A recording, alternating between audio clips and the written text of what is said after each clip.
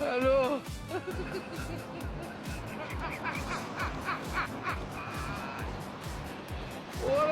والا ببخشی 5 لیتر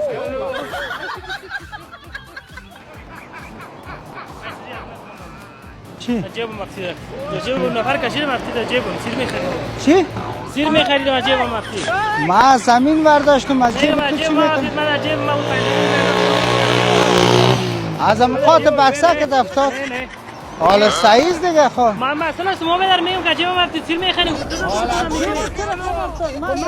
سیر میخرید از پیش مفتی دانی چرا تو جوری میگیری میگیری بگی آرام باش میگم من مثلا اینجا جیبم مفتی زیر کتاب 1000 پر تو سیر میخریدی؟ داش میگم من 5 جوری جا اینجا بود از جیبم مفتی چرا خودت چی میکنی او خاص بدر سیر پر تو سیر خریدی بدر میگی 500 میگم از جیبم هفتاد مفتی مونده سیر میخرید از جیبم سیر میخرید او یا گپ ناخیزه تو بدر از تو جیبم مفتی خانه برترام میشه ما از جه زمین یافتم او بدر میگم از جیبم مفتی من چیکار نمیدونم از جیبم مفتی او بدر از زمین افتاد ما زمین من نگرفتیم میگم از جیبم مفتی بگم مسئله من از جیبم مفتی تو بیاد شوخی من از خریدم پیسه یک 500 از اینجا یافته میگم مسیر خریدیم از جیب ما این بکسک خدا کشیده دگاهش دقات بکسکش میگه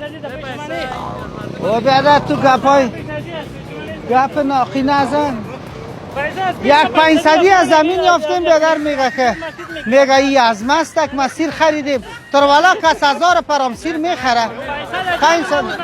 چند سیر خریدی؟ امی تو چند سیر خریدی؟ خب سیر پر خیکو که میده دیگهش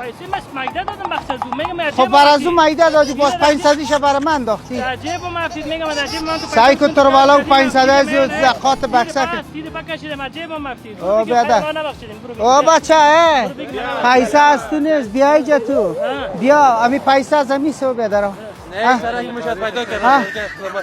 امی پیسه این گرفته پیش از این جیب خود مانده ما پیدا کردیم 500 را یک 500 ما یافتم میگه از ما سیر خریدیم من از میگم ما از جیب مفتید میگیری بگی شما سیر 500 کس میخره از جیب مفتید دو بیاده ها